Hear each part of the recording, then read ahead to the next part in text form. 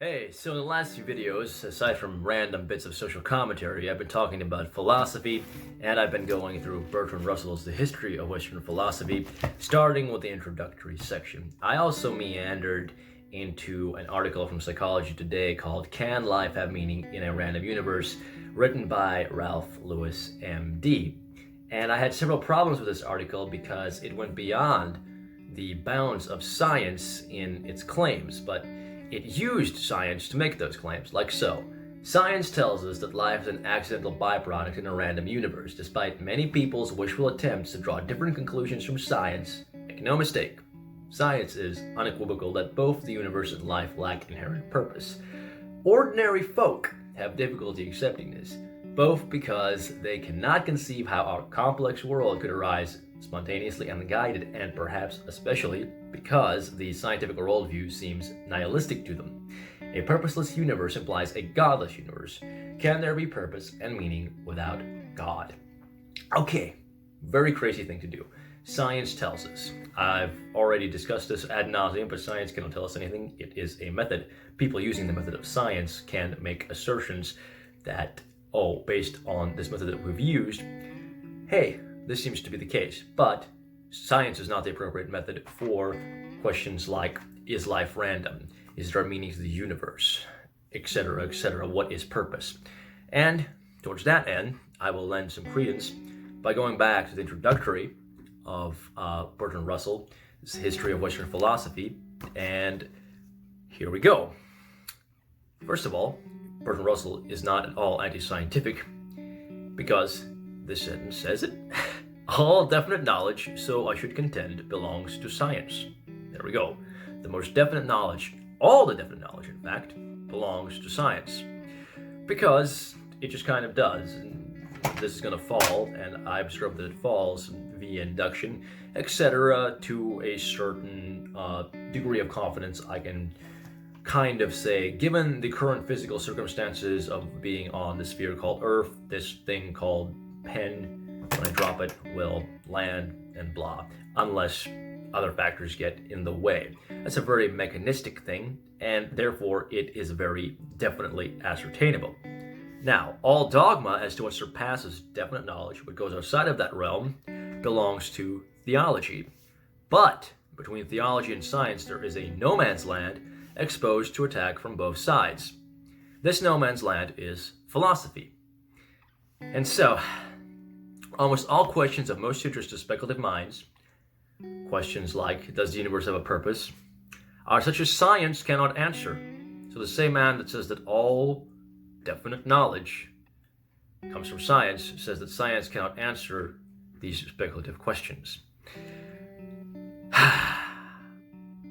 And the confident answers of theologians no longer seem so convincing as they did in former centuries, which is why it's very interesting that this person has the confidence of a theologian, but they employ science. This is exactly the kind of behavior that's in vogue, and I keep on pointing it out with these hashtag I fucking love science. And then, of course, in the other video I shared, Alan Watts talking about prickly people and goo people and these two different world views, where the prickly people are these very hard-nosed folks, sort of like this person here, which is why they use terms like ordinary folk have difficulty accepting this.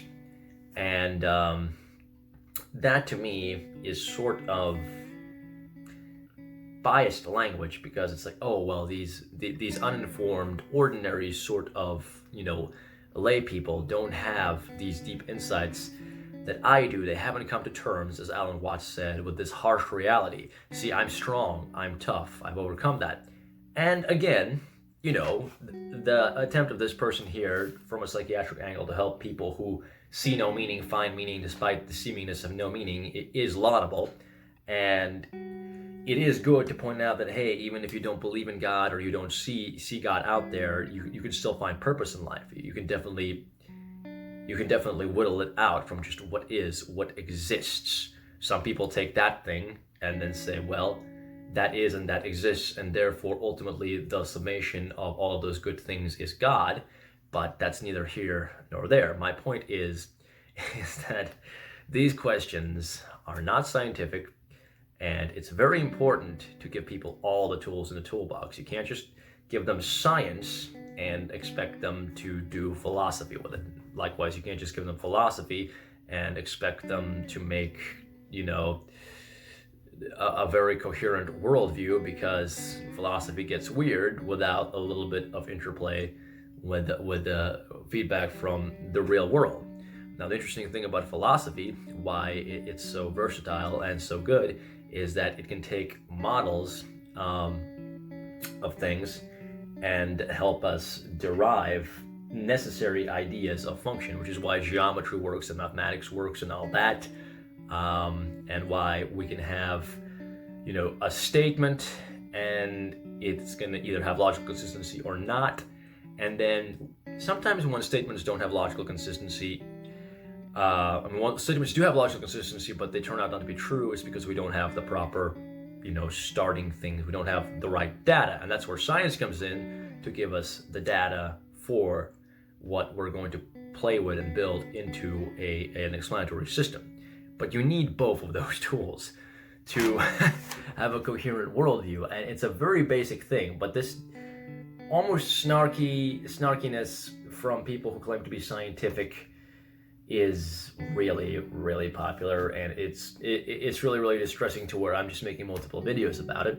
And I also wanted to kind of touch on the sort of questions that Bertrand Russell lists in his Introductory as belonging to philosophy. And as you'll see, they have very much to do with the sorts of questions that this gentleman here, with a definite theologian's twist, says that science says, it answers.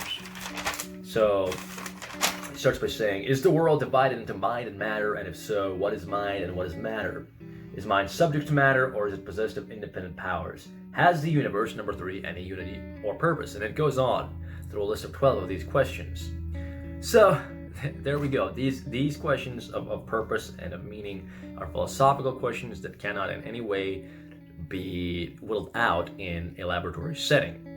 Some of the data that we find through, observing the universe and how it operates, those can give us insights. Those little scientific data points can give us insights into how to set up the structure. But the structure is philosophical. It's inherently philosophical. It comes from a no man's land where we do not accept theological answers, and it's beyond the scope of science and the things that science deals with to answer.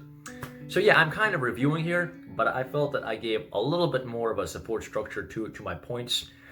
Thanks so much for listening, and take care. Hey, if you get value out of what I do, if you'd like to see more stories out there, more vlogs talking about philosophical subject matter and odds and ends, please consider donating to my PayPal links over on thefractaljournal.com and clicking the like and subscribe button, because that helps me out algorithmically. And the financial side of it, it'll help me free up time. If I can turn this into a full-time endeavor, that freed up time will be used to make more content and better content. That's just the reality of life, and I had to put that out there. I'm not the best at this, so I'm gonna go now, but thanks for your consideration. And whether or not people donate, I'll always make stuff. It just affects the quantity, and I hate to say sometimes the quality because of time constraints of what I do. But I will keep doing it to the best of my ability and try to improve it regardless. It's just, yeah, again, I'm not good at this, so I'm gonna go. Cheers.